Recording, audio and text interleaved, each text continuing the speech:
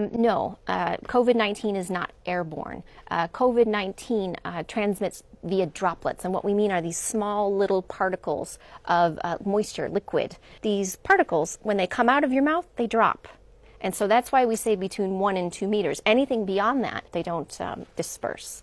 So no, it's not airborne. It's through close contact and through respiratory droplets. But the one thing I should say is that in healthcare facilities, we do tell healthcare workers that when they are treating patients, very sick patients, where they have to intubate them, and sometimes you have particles that could be dispersed much further than just that 1 to 2 meters. And so in those situations, we tell healthcare workers, you have to use airborne precautions. And so there may be some confusion out there when we say airborne precautions. Those are for healthcare workers performing very specific procedures, but for every day, no. And what they've learned from more than 70,000 cases in China is that very few people actually have runny nose or actually sneeze. Most people will have a fever. Most people will have a cough. What we do worry about is anyone that has shortness of breath or chest pain, to make sure that they seek health care very quickly. So I'm not aware of any evidence that this virus transmits between pets and people. There's a lot of investigations that are underway. They have not found this virus in an animal yet, in the zoonotic source of what we believe initially, that this outbreak began with people who were in contact with wild animals, not pets. But we have no evidence of this virus in pets, and no evidence of this virus transmitting between pets and people. I think you can use swimming pools just fine. Many swimming pools have chlorine in them, and we haven't heard of any transmission happening in swimming pools.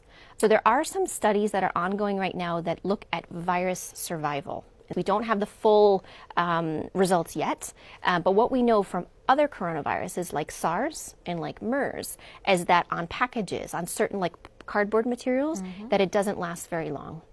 What is important, though, on certain other surfaces like plastic, that the virus can be inactivated by disinfectants. So if you want to know more about disinfectants and disinfecting your surfaces, go to the WHO site, go in and look at the guidance.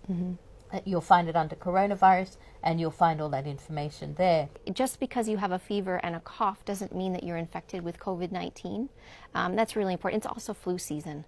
So there's a lot of people around who have the sniffles, who have a cough, who have a fever. Talk to your colleague, express your concerns, talk to your employers, and just see how can you make sure that you continue to be able to work. And there's a lot of ways in which you can work from home, if that's possible with your type of job. Sounds very simple. It doesn't sound very exciting, but it is incredibly important that you make sure that you wash your hands with soap and water. And if you don't have soap and water, you can use an alcohol-based rub. The second thing that you can do is what we call respiratory etiquette. Sneeze or cough into your elbow, or you use a tissue, and then you throw that tissue away, and then you make sure you wash your hands. And the third thing that is really important is to educate yourself. So make sure that you have the latest information from WHO, from trusted sources. This is a rapidly changing situation, and so the more we learn, the more we want you to know about this. And by educating yourself, you can make sure that you protect yourself and you protect your family. WHO recommends that you wear a mask if you're sick. There's a lot of things that you can do to protect yourself while traveling, and that is making sure that you travel when you're well. You're feeling well, you and your family. Making sure, again, you wash your hands a lot, you practice respiratory hygiene, making sure that when you eat food, you're eating cooked food. And so just wearing a mask in general, no, but making sure that if you're having symptoms, respiratory symptoms, that you wear a mask. And what happens if you're, say, coughing into your mask and it gets very wet at the front? You need to replace your mask. You don't touch the front, you take them off from the sides, discard them, wash your hands, and put another mask on. And when you discard them, you would make sure that you discard them somewhere safe? That's right, in a bin that is covered. Yes, that's right. I wouldn't even say asymptomatic, but pre-symptomatic, meaning it's a few days before they develop symptoms themselves. And so when you go back and you interview them, oftentimes they say, well, actually, I wasn't feeling very well. So it's this pre-symptomatic phase or mildly symptomatic phase. Having said that, it is possible, and we do have some case reports of truly asymptomatic people that can infect, but we don't believe that they play a major role in transmission. The important number of days has to do with what we call the incubation period, the time that you are infected to the time that you develop symptoms. We believe that most people will show symptoms 5 or 6 days after they are actually infected.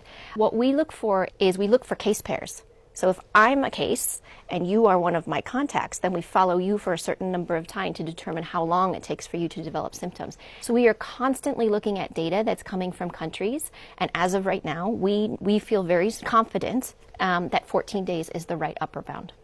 We are learning about what this virus can do in different countries. You know, there's a lot of cases in China, and there's some colder climates there.